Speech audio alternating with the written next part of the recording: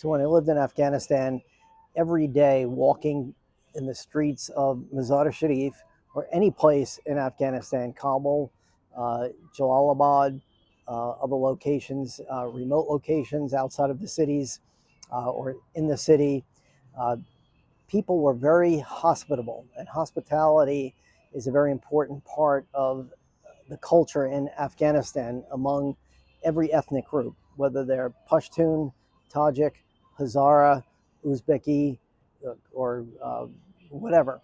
Uh, so I would walk down the streets and people would say, uh, Salam Inja Bia Chai Baho. So they would invite me to come and sit with them and drink tea. So this could be a shopkeeper or somebody that's already at a tea shop and sitting outside, kind of like I am now.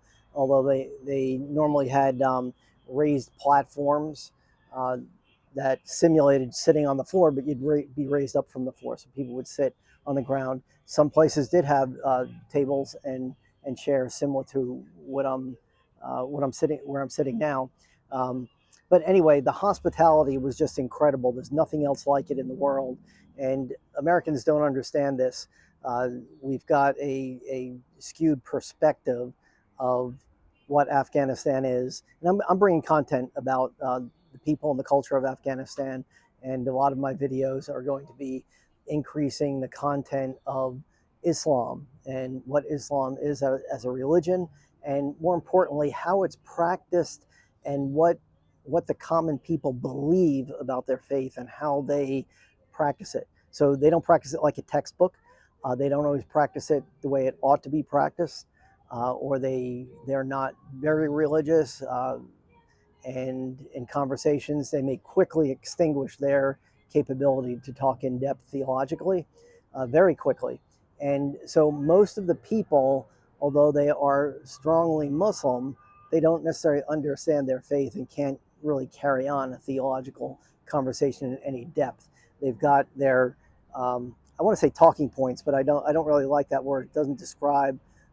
They're really sharing what they believe. They're not just making up um, things to say to me, but things that they really believe. And here's the interesting thing about this: that over the years, met a lot of Muslims, just common people, on the streets of Kabul or Mazar-i-Sharif, or even Afghans here in the United States, or Muslims in general.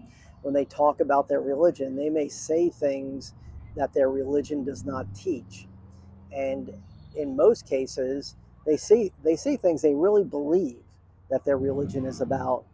And I don't take on a debating posture when I'm in that social setting and making friends. I make a mental note of what they say, especially if it's a situation where I can develop a relationship with the person long term.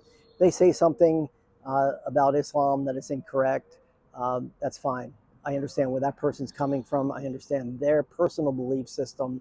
And just like there's many Christians in the United States, if you ask them, including Orthodox Christians, ask them, to describe their faith, they may say something that's inaccurate theologically, and this is certainly true in the Muslim world as well. So anyway, drinking tea. I'm sitting here at a Starbucks, and I don't know if I should say Starbucks, but I guess it's okay. And I like my cold brew with. I had a napkin just fly away. Cold brew with a double dose of heavy cream. And this leads into another video I'm going to upload in a minute about tea, drinking tea in Afghanistan. I started down that road, went down a bunny trail, but I'm going to make that a different video next.